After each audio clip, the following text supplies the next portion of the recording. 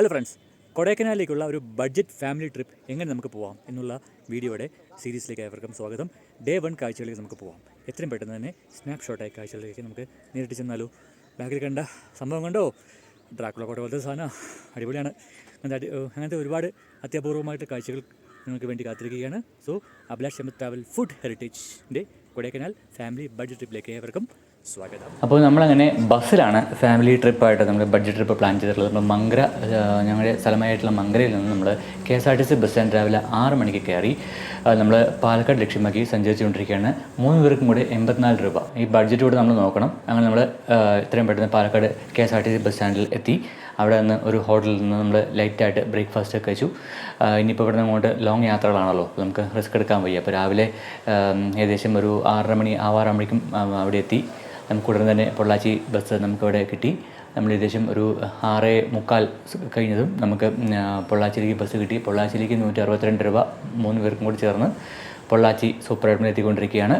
പൊള്ളാച്ചി യാത്ര പോയിക്കൊണ്ടിരിക്കുമ്പോൾ ഇടയ്ക്ക് കുഞ്ഞാമ്പാറ bus stand വിട്ടു. പൊള്ളാച്ചി ടൗൺ എത്തി. പൊള്ളാച്ചി ടൗൺ ഇടയ്ക്ക് വെച്ച് ഇറങ്ങി നമ്മൾ പഴനി സ്റ്റാൻഡ് അവിടെ കയറി. നമുക്ക് നേരിട്ട് തേനി ബസ് കിട്ടി. നമുക്ക് ഈ തേനി ബസ് ഡയറക്റ്റായിട്ട് വേഗം നമ്മളെ പഴനിയൊക്കെ എത്തിക്കാനുള്ള ശ്രമമാണ്. ഓക്കെ, അവിടെ നിന്ന് നമ്മൾ 3 പേർക്കും കൂടെ 165 രൂപയുടെ ടിക്കറ്റ് എടുത്ത് നമ്മൾ പൊള്ളാച്ചിയിൽ നിന്നും പഴനി യാത്ര സഞ്ചരിച്ചുകൊണ്ടിരിക്കുകയാണ്. ഓൺ ദ വേ ഉടനീളം പാലക്കാട് പഴനി റൂട്ടിൽ കാണുന്ന ടിപ്പിക്കൽ കാറ്റാടി പാടങ്ങളും എല്ലാം കണ്ട് ആസ്വദിച്ചുകൊണ്ട് നമ്മളിങ്ങനെ പബ്ലിക് ട്രാൻസ്പോർട്ടിൽ പോയിക്കൊണ്ടിരിക്കുകയാണ്. ഒരുപാട് പേർക്ക് ഈ പാലക്കാട് പഴനി യാത്ര സുപരിചിതമായിരിക്കും. ബിക്കോസ് ഇത്രയും കാറ്റാടി പാടങ്ങൾ കാണുമ്പോൾ സ്വാഭാവികമായിട്ടും നിങ്ങൾക്ക് മനസ്സിലായിട്ടുണ്ടാവും ഇത് പഴനി എന്നുള്ള കാര്യം. അങ്ങനെ നമ്മൾ പഴനി സ്റ്റേഷനിൽ നിന്നെത്തി. അവിടെ നിന്ന് നമ്മൾ പഴനി സ്റ്റേഷനിലേക്ക്, പഴനി ബസ് സ്റ്റാൻഡിലേക്ക് നമ്മൾ പ്രവേശിച്ചുകൊണ്ടിരിക്കുകയാണ്. അവിടെ ഒരുപാട് കൊടൈക്കനാൽ ബസ്സുകൾ അവൈലബിൾ ആണ് എന്ന് ചോദിച്ചു കഴിഞ്ഞാൽ സമയത്തിനാണ് ബസ്സുള്ളത്. നമ്മുടെ പക്ഷേ പ്ലാനിങ് വളരെ കറക്റ്റായത് കാരണം പഴനി ബസ് സ്റ്റാൻഡിനകത്ത് നമ്മൾ കയറി. അവിടെ ശൗചാലയം ഉണ്ടായിരുന്നു. പിന്നെ നമുക്ക് അത്യാവശ്യം വേണ്ട സ്നാക്സ് എല്ലാം നമ്മൾ കയ്യിൽ കരുതി. കാരണം ഹിൽ കയറുന്ന സമയത്ത് വയറ് കാലിയാവാൻ പാടില്ല എന്നുള്ളതാണല്ലോ. അങ്ങനെ നമ്മൾ കുറച്ച് സ്നാക്സ് എല്ലാം കയ്യിൽ കരുതിയതിന് ശേഷം നമ്മൾ നമ്മുടെ കൊടൈക്കനാൽ ബസ് കണ്ടോ. കൊടൈക്കനാൽ ബസ് ഭീകര ബസ്സായിരുന്നു. ഈ ബസ്സിൽ നിന്ന് നമുക്ക് ഒരുപാട് ദൃശ്യങ്ങൾ പകർത്തിയെടുക്കാൻ സാധിച്ചു. നല്ല ഭീകരമായ എക്സ്പീരിയൻസ് ആയിരുന്നു കേട്ടോ, പറയാതിരിക്കാൻ വയ്യ. ഒരു ഫാമിലിയായിട്ട് തീർച്ചയായിട്ടും വളരെ ബഡ്ജറ്റായിട്ട് വരാം. പഴനി മലയെ അടുത്ത് കാണാം. നമ്മുടെ പഴനി മല ഇതാണ് ഒരു സൈഡ്. മറ്റൊരു മറുവശത്തിലൂടെ നമുക്ക് പഴനി മല ഇങ്ങനെ കണ്ടുകൊണ്ട് നമുക്ക് പഴനിയിൽ നിന്നും കൊടൈക്കനാലിലേക്ക് ബസ് യാത്ര പോകുമ്പോൾ എഗെയിൻ 3 പേർക്ക് 160 സംതിങ് രൂപയാണ് ഉണ്ടായിരുന്നത്. 10:45 ശരാശരി സമയമാകുമ്പോഴേക്കും ബസ് അതിവേഗം കുതിച്ചുകൊണ്ടിരിക്കുകയാണ്. അപ്പോൾ പഴനിയുടെ വിശാലമായിട്ടുള്ള കാർഷിക പാടങ്ങളും അല്ലെങ്കിൽ നെൽകൃഷികളും എല്ലാം കണ്ടുകൊണ്ട് നമ്മുടെ ഡ്രൈവർ ചേട്ടൻ കുതിച്ച് പാഞ്ഞുകൊണ്ടിരിക്കുകയാണ്.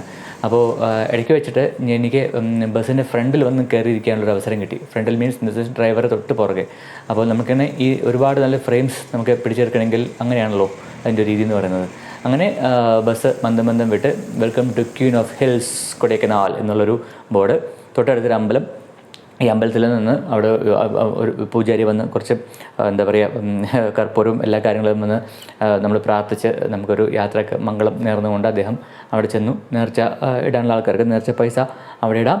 അങ്ങനെ ഒരുപാട് സമൃദ്ധസുന്ദരമായ കൊടൈക്കനാൽ യാത്ര നമ്മളിവിടെ ശരിക്കും സ്റ്റാർട്ട് ചെയ്തിരിക്കുകയാണ്. അപ്പോൾ ഒട്ടനവധി കാഴ്ചകൾ എന്ന് പറഞ്ഞാൽ ക്യാമറയിൽ തിരിച്ചു വെച്ചാൽ മതി സുഹൃത്തുക്കളെ. നമുക്ക് കാഴ്ചകളുടെ എന്താ പറയുക ഭയങ്കര സംഭവമാണ്. ഡ്രൈവർ ചേട്ടനാണെങ്കിൽ പൊളിച്ച് വണ്ടി വിട്ടുകൊണ്ടിരിക്കുക. അദ്ദേഹത്തിന് ഡ്രൈവിംഗ് നമുക്ക് ആസ്വദിച്ച് ഞങ്ങളിങ്ങനെ ഇരിക്കുക.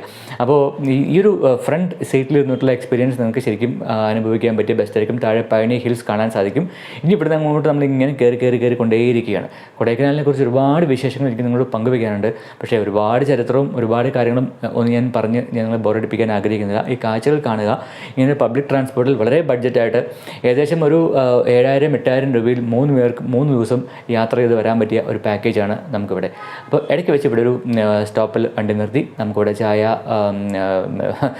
എന്തെങ്കിലും സ്നാക്സ്, പിന്നെ ഈ പറഞ്ഞ പോലെ എന്തെങ്കിലും ടോയ്ലറ്റ് ഫെസിലിറ്റി സ്ട്രോങ് അല്ലെങ്കിൽ താഴെ ഇറങ്ങി പോകണം. അപ്പോൾ അത്യാവശ്യം ഒരു ചായയൊക്കെ കുടിച്ച് നമ്മളവിടെ നിന്ന് ശരിക്കും പഴനി ലക്ഷ്യമാക്കി പുറപ്പെട്ടുകൊണ്ടിരിക്കുന്ന സമയത്ത് ഇവിടെ ചായ ഇല്ലാതെ പറ്റില്ല കേട്ടോ. കാരണം എന്താ പറയുക, നമുക്ക് ഇത്തിരി ടയർഡ്നെസ് ആയിരുന്നു. ഏകദേശം ഒരു ഇപ്പം തന്നെ ഒരു 3-4 മണിക്കൂർ യാത്രയായി.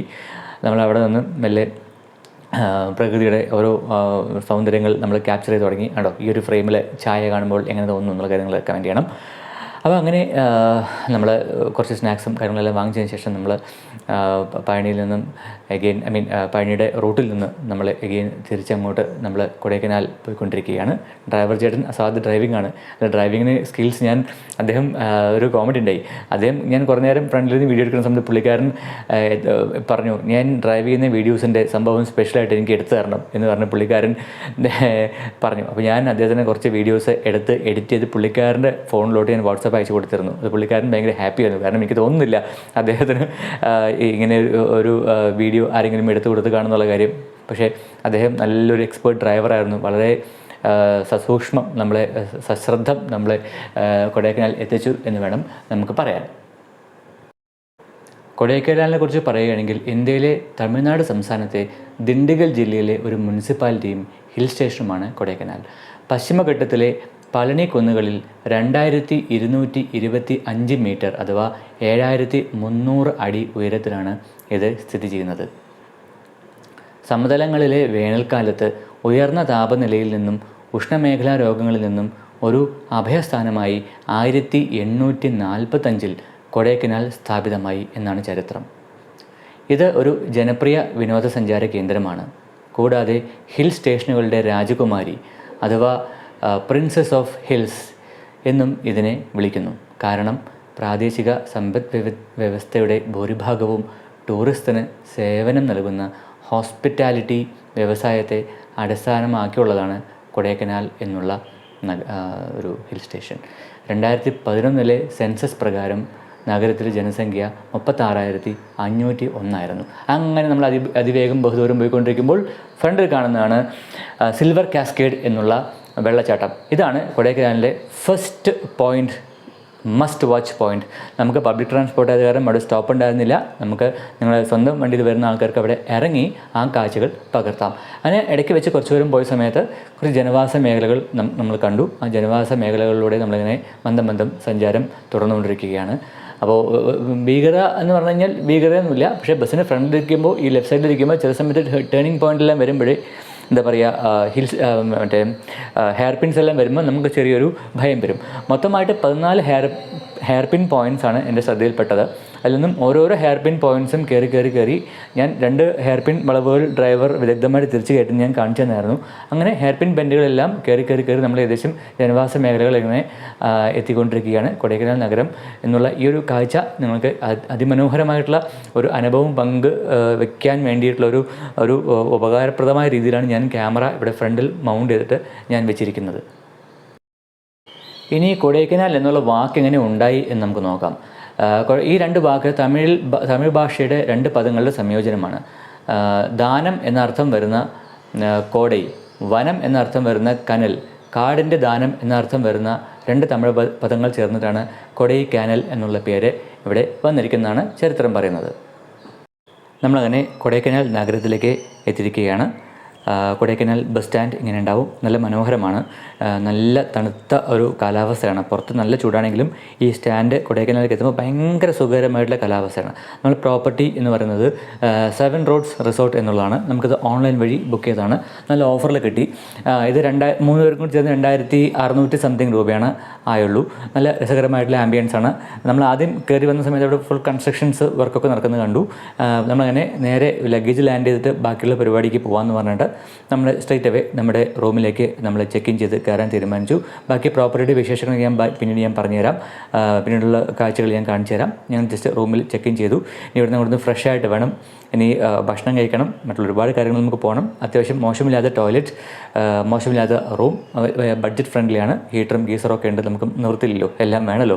നമ്മളവിടെ നിന്ന് മെല്ലെ നമുക്ക് ഒന്ന് റെഡിയായി ശേഷം നമുക്ക് അടുത്ത ലെവലിലേക്ക് പോകും. അത്യാവശ്യം വൃത്തിയായിട്ടുള്ള ബെഡ് അവർ സെറ്റാക്കി തന്നിട്ടുണ്ട്. 3 പേർക്ക് അത്യാവശ്യം കിടക്കാം. 3 പേർക്കും കൂടെ ഒരു ദിവസത്തേക്ക് 3 പേർക്കും കൂടെ ഒരു ദിവസത്തേക്ക് 2 ദിവസത്തേക്ക് 3 പേർക്ക് 2 ദിവസത്തേക്ക് 2600 ചില്ലറ രൂപയേ ആയുള്ളൂ. ഏറ്റവും വലിയ നമുക്ക് രാത്രി ഉറങ്ങാൻ വേണ്ടി മാത്രം മാത്രമല്ലേ നമ്മൾ ഈ റൂം ഉപയോഗിക്കുന്നുള്ളൂ. അങ്ങനെ അത്യാവശ്യം തിരക്കില്ലാത്തൊരു ആംബിയൻസ്, ഇത് റിനോവേറ്റഡ് സംഭവം കേട്ടോ. അതെല്ലാം കണ്ടതിന് ശേഷം നമ്മുടെ റൂം ഇങ്ങനെയൊക്കെയാണ് എൻ്റെ പൊതുവേ ഒരു അവസ്ഥ ഞാൻ കാണിച്ചത്. നമ്മളിവിടെ നിന്നും നമ്മളിപ്പോൾ പ്രോപ്പർട്ടിയുടെ പുറത്തേക്ക് ഇറങ്ങി. നമ്മൾ ഈ 7 റോഡ്സ് എന്നുള്ള പ്രോപ്പർട്ടിയാണ്. ഈ 7 റോഡ്സ് എങ്ങനെയാണ് ഈ കൊടൈക്കനാലിൻ്റെ മെയിൻ പാർട്ട് 7 റോഡ്സ് എന്നാണ് പറയുന്നത്. അതെങ്ങനെയാണ് 7 റോഡ്സ് എന്നുള്ള പേര് വന്നതിൻ്റെ കഥ ഞാൻ പറഞ്ഞുതരാം. ഒരു മീൽസ് റെഡി സ്ഥലത്ത് ഞങ്ങൾ കയറി. അപ്പോൾ വേറൊരു സ്ഥലത്ത് പോയപ്പോൾ അവിടെ ഭയങ്കര എക്സ്പെൻസീവായിട്ട് തോന്നി. അപ്പോൾ നമുക്ക് ബഡ്ജറ്റ് ട്രാവലാണല്ലോ, നമ്മളങ്ങനെ ഒരു മീൽസ് റെഡി സെറ്റപ്പിൽ കയറി. ഇവിടെ മേലത്തെ ഫ്ലോറിൽ വെജിറ്റേറിയൻ, താഴത്തെ ഫ്ലോറിൽ നോൺ വെജിറ്റേറിയൻ കിട്ടും.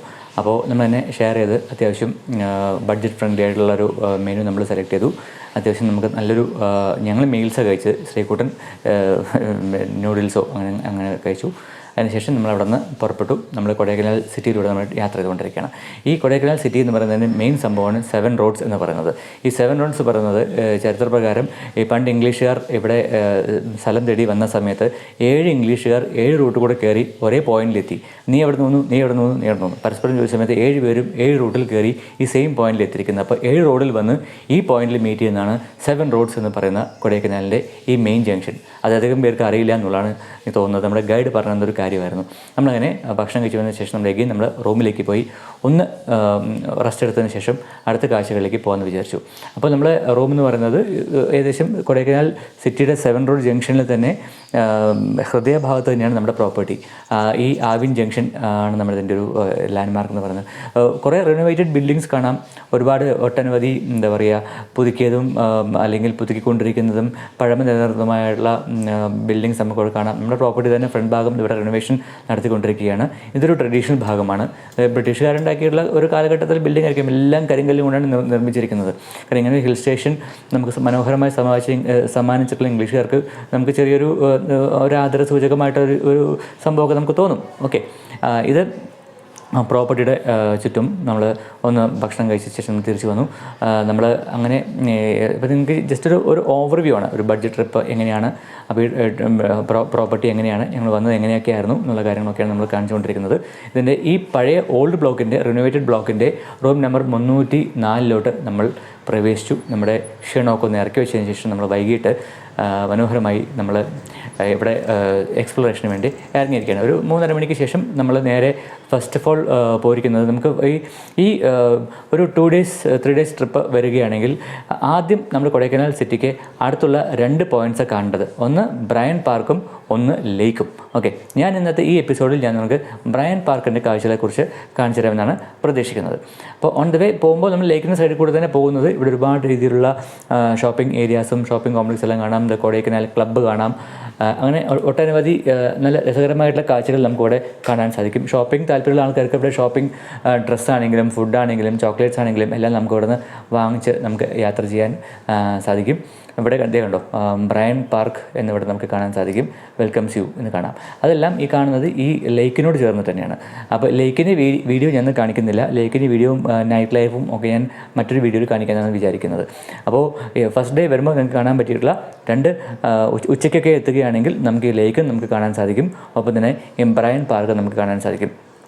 ഒട്ടനവധി ഇന്ത്യക്കകത്തും ഇന്ത്യക്ക് പുറത്തും കേരളത്തിന് പുറത്തും കേരളത്തിനകത്തും തമിഴ്നാടിന് പുറത്തുള്ള ഒട്ടനവധി ആൾക്കാർ ഈ ദൃശ്യഭംഗി ആസ്വദിക്കാൻ വേണ്ടി നമ്മുടെ കൊടൈക്കനാലിലേക്ക് എത്തിക്കൊണ്ടിരിക്കുകയാണ്. ഇതാണ് നമ്മൾ പറഞ്ഞ ബ്രയൻ പാർക്ക്. ഈ ബ്രയൻ പാർക്കിനകത്തേക്ക് കയറുന്ന മെയിൻ എൻട്രി ഗേറ്റ് അവിടെ റിനോവേഷൻ നടന്നുകൊണ്ടിരിക്കുകയാണ്. അപ്പോൾ നമ്മൾ അതിൻ്റെ സൈഡിലുള്ള മറ്റൊരു ഗേറ്റിലൂടെ നമ്മൾ പോയി ഇവിടെ ഒരു ഫോട്ടോഗ്രാഫർ ഒരു വീഡിയോഗ്രാഫർ എന്നൊക്കെ പറഞ്ഞു കഴിഞ്ഞാൽ വന്നു കഴിഞ്ഞാൽ ഒരു അടാർ കാഴ്ചകളാണ്, അന്യായ കാഴ്ചകളാണ്. ഇങ്ങനെയൊക്കെയാണ് ടിക്കറ്റ് റേറ്റ്സ്. നമുക്കതെല്ലാം എടുക്കാം. നമുക്ക് അനായാസം അതിനകത്ത് പോയിട്ട് ഒരു 6 മണി വരെ എൻട്രി ഉള്ളൂ, 6:30 എക്സിറ്റും ആണ്. അപ്പോൾ നമുക്ക് ഇതിനകത്ത് പോയിട്ട് നമുക്ക് ഒരുപാട് സമയം നമുക്ക് ചിലവഴിക്കാൻ സാധിക്കും. നമ്മൾ ഈ കൊടൈക്കനാൽ ലേക്കിൻ്റെ കിഴക്ക് ഭാഗത്ത് നിന്ന് ദിശ വെച്ച് നോക്കുമ്പോൾ അതുപോലെ തന്നെ ബസ് സ്റ്റാൻഡിൽ നിന്ന് 500 മീറ്റർ അഥവാ 1600 അടി അകലെയായി 20.5 ഏക്കർ അഥവാ 8.3 ഹെക്ടർ വിസ്തൃതിയിലുള്ള ഒരു അത്ഭുതകരമായ സസ്യോദ്യാനമാണ് ശരിക്കും പറയുകയാണെങ്കിൽ ഈ ബ്രയൻ പാർക്ക് എന്ന് പറയുന്നത്. 1908 മധുരയിൽ നിന്നുള്ളൊരു ഫോറസ്റ്റ് ഓഫീസറായ HD ബ്രയൻറ്റ് എന്നുള്ള ഒരു വ്യക്തിയാണ് ഈ പാർക്ക് ആസൂത്രണം ചെയ്ത് നിർമ്മിച്ചത്. അദ്ദേഹത്തിൻ്റെ പേരിലാണ് ഇന്ന് ഇത് ബ്രയൻ പാർക്ക് എന്നുള്ള രീതിയിൽ അറിയപ്പെടുന്നത് എന്നുള്ളതാണ് ചരിത്രം. എല്ലാ വേനൽക്കാലത്തും ബ്രയൻ പാർക്കിൽ വാർഷിക പുഷ്പമേള ആരംഭിക്കുമ്പോൾ കൊടൈ തടാകത്തിൻ്റെ തടാകക്കരകൾ അല്ലെങ്കിൽ തടാകക്കരകൾ വർണ്ണത്തിൻ്റെയും സുഗന്ധത്തിൻ്റെയും ഒരു വിസ്ഫോടനത്തിൽ മുഴുകും. കൊടൈ തടാകത്തിൻ്റെ കിഴക്കൻ മുൻവശത്തുള്ള ബ്രയൻ പാർക്ക് ഹിൽ സ്റ്റേഷനോളം തന്നെ പഴക്കമുള്ള അപൂർവവും വിദേശീയവുമായ സസ്യങ്ങളുടെയും മരങ്ങളുടെയും ഒരു ശേഖരം ഉൾക്കൊള്ളുന്ന മനോഹരമായ ഒരു സസ്യോദ്യാനമാണ് എന്ന് വേണം നമുക്ക് പറയാൻ. അങ്ങനെ ഈ ബ്രയൻ പാർക്ക് വർഷങ്ങളായി ഒരു ജനപ്രിയ വിനോദസഞ്ചാര കേന്ദ്രമായും കൊടൈക്കനാലിൻ്റെ ഒരു ഐക്കോണിക് ലാൻഡ്മാർക്കായും മാറിയിരിക്കുന്നു. അത് ഏകദേശം വർഷങ്ങൾക്ക് മുമ്പുകൾ തന്നെ നട്ടുപിടിപ്പിച്ച വൈവിധ്യമാർന്ന സസ്യങ്ങൾ, കള്ളിച്ചെടികൾ, മരങ്ങൾ എന്നിവയാൽ സമ്പന്നമായ ബ്രയൻ പാർക്ക് ശ്രദ്ധാപൂർവം ക്രമീകരിച്ച് പരിപാലിക്കുന്ന എണ്ണമറ്റ പൂക്കളുടെ നിറങ്ങളും സുഗന്ധവും കൊണ്ട് അലങ്കരിച്ച ശാന്തമായൊരു ഭൂപ്രകൃതിയിൽ നിങ്ങളുടെ പ്രിയപ്പെട്ടവരോടൊപ്പം സമയം ചെലവഴിക്കാൻ അനുയോജ്യമായ സ്ഥലമാണ്. 1000-ലധികം വ്യത്യസ്ത ഇനം റോസാപ്പൂക്കളുടെ ശേഖരം പാർക്കിലുണ്ട്. വേനൽക്കാലത്ത് പൂക്കൾ ഉജ്ജ്വലമായ നിറങ്ങളിൽ വിരിയുമ്പോൾ മുഴുവൻ പാർക്കും ഒരു കാർണിവലസ്ക് അന്തരീക്ഷമായി മാറുന്നു. വൈവിധ്യമാർന്ന വിദേശ സസ്യങ്ങളെ ഉൾക്കൊള്ളുന്ന ഗ്ലാസ് ഹൗസ് പാർക്കിൻ്റെ ഒരു സവിശേഷമായിട്ടുള്ള ഒരു കാര്യം തന്നെയാണ്. ഏകദേശം 175 വർഷം പഴക്കമുള്ള ഒരു യൂക്കാലിപ്റ്റസ് മരവും ഈ പാർക്കിലുണ്ട്. വൈവിധ്യമാർന്ന സസ്യങ്ങളും മരങ്ങളും പാർക്കിനെ വൈവിധ്യമാർന്ന ചിത്രശലഭങ്ങളുടെയും പക്ഷികളുടെയും ആവാസ കേന്ദ്രമാക്കി മാറ്റുന്നു. വൈവിധ്യമാർന്ന പൂക്കളുടെയും നൃത്ത ചിത്രശലഭങ്ങളുടെയും ഇടയിൽ നിങ്ങളുടെ പ്രിയപ്പെട്ടവരോടൊപ്പം ഒരു സാധാരണ നടത്തത്തിന് കൊടൈക്കനാലിൽ ഇതിലും നല്ലൊരു സ്ഥലം വേറെയില്ല എന്ന് വേണം പറയാൻ. പാർക്കിലെ എണ്ണമറ്റ റോസാപ്പൂക്കളുടെ സുഗന്ധമുള്ള അടുത്തുള്ള കൊടൈ തടാകത്തിൽ നിന്നുള്ള തണുത്ത കാറ്റ് നിങ്ങളുടെ മനസ്സിനെ ശാന്തമാക്കുകയും ഉന്മേഷം നൽകുകയും ചെയ്യും. അങ്ങനെ അവിടെ നിന്നും പുറത്തിറങ്ങി നമ്മൾ ചെറിയ രീതിയിലുള്ള ഒരു സ്നാക്സും കാര്യങ്ങളൊക്കെ ആയിട്ട് നമ്മളിവിടെ കൂടി നല്ല തണുപ്പായി തുടങ്ങി കേട്ടോ. നമുക്കവിടെ രസകരമായിട്ടുള്ള ചൂട്ടോടെ ചായയൊക്കെ കഴിച്ചതിന് ശേഷം നമ്മൾ ബ്രയൻ പാർക്കിൻ്റെ പുറത്തേക്ക് ഇറങ്ങിയിരിക്കുകയാണ്. അപ്പോൾ ഇങ്ങനെ അത്യാവശ്യമായിട്ടുള്ള ഒട്ടനവധി കാഴ്ചകൾ. ഹായ് ഫ്രണ്ട്സ്, അപ്പോൾ ഡേ 1 കൊടൈക്കനാൽ ട്രിപ്പ് എല്ലാവർക്കും ഇഷ്ടപ്പെട്ടു എന്ന് വിശ്വസിക്കുന്നു. അപ്പോൾ ഡേ 2 കൊടൈക്കനാൽ ട്രിപ്പുമായി നമുക്ക് അടുത്ത വീഡിയോയിൽ കാണുന്നവരേക്കും ബൈ ബൈ. അപ്പോൾ മറക്കണ്ട, ലൈക്ക്, ഷെയർ, സബ്സ്ക്രൈബ്.